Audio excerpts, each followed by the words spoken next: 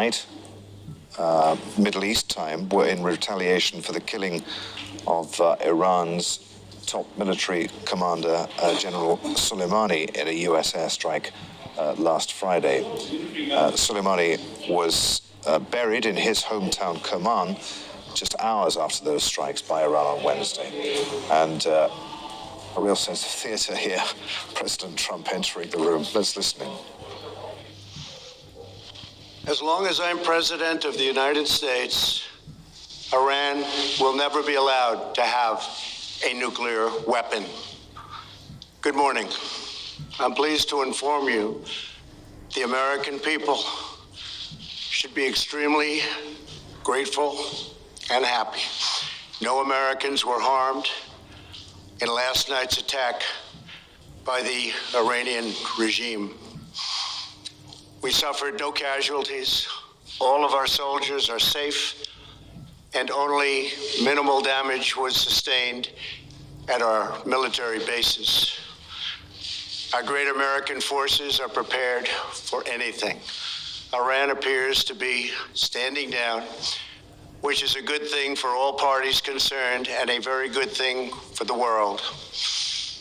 No American or Iraqi lives were lost because of the precautions taken, the dispersal of forces, and an early warning system that worked very well.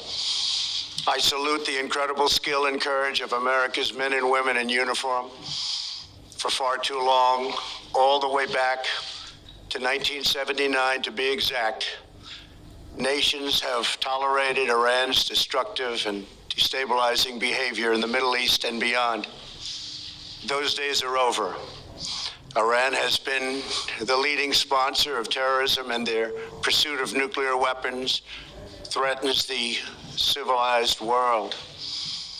We will never let that happen. Last week, we took decisive action to stop a ruthless terrorist from threatening American lives. At my direction, the United States military eliminated the world's top terrorist, Qasem Soleimani. As the head of the Quds Force, Soleimani was personally responsible for some of the absolutely worst atrocities.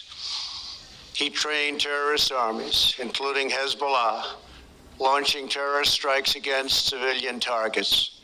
He fueled bloody civil wars all across the region. He viciously wounded and murdered thousands of U.S. troops, including the planting of roadside bombs that maim and dismember their victims. Soleimani directed the recent attacks on U.S. personnel in Iraq that badly wounded 4 service members and killed 1 American, and he orchestrated the violent assault on the U.S. Embassy in Baghdad. In recent days, he was planning new attacks on American targets, but we stopped him. Soleimani's hands were drenched in both American and Iranian blood.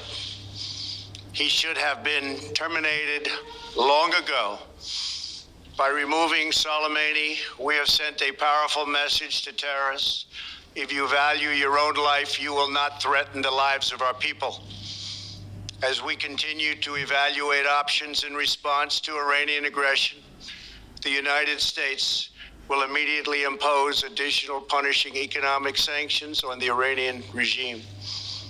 These powerful sanctions will remain until Iran changes its behavior.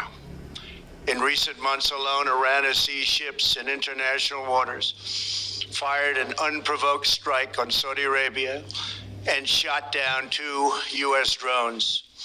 Iran's hostilities substantially increased after the foolish Iran nuclear deal was signed in 2013, and they were given $150 billion, not to mention $1.8 billion in cash. Instead of saying thank you to the United States, they chanted death to America. In fact, they chanted death to America the day the agreement was signed. Then Iran went on a terror spree, funded by the money from the deal, and created hell in Yemen, Syria, Lebanon, Afghanistan, and Iraq.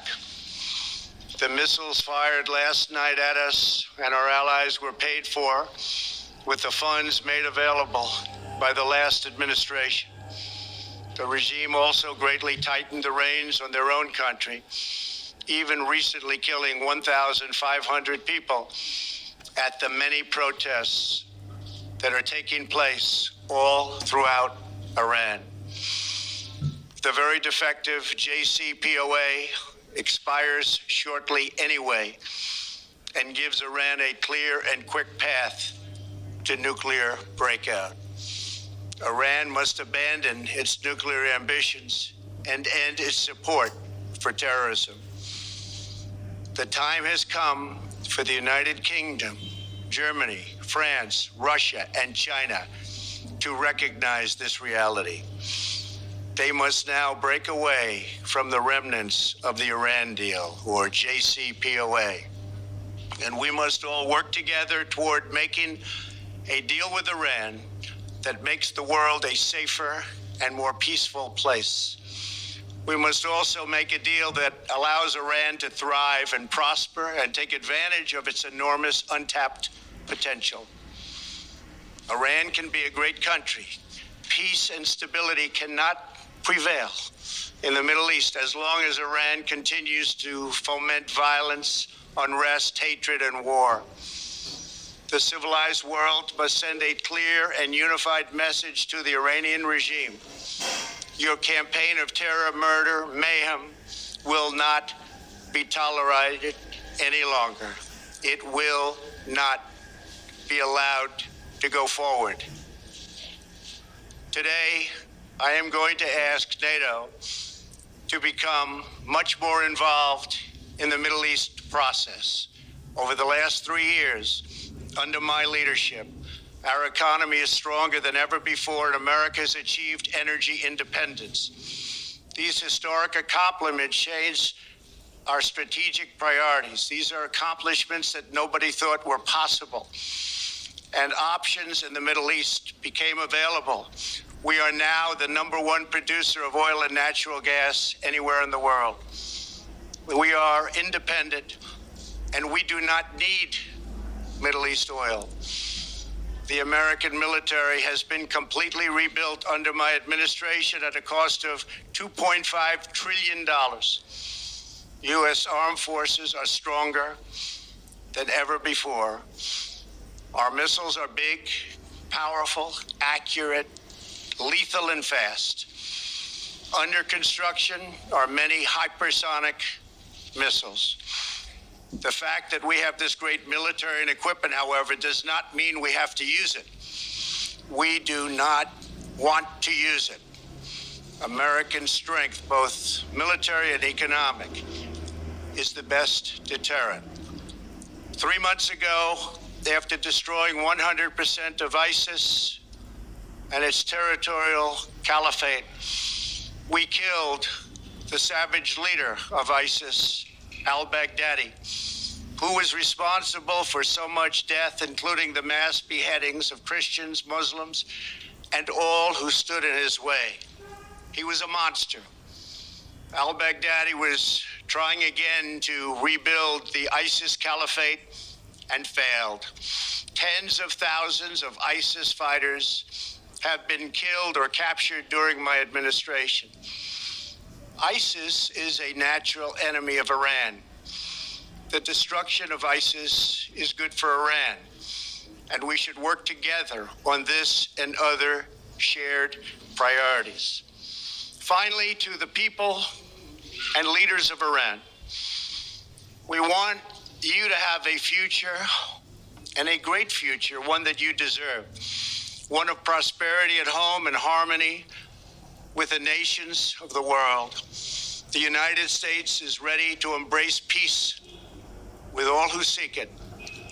I want to thank you, and God bless America. Thank you very much. Thank you. Thank you. President Trump addressing the nation after those Iranian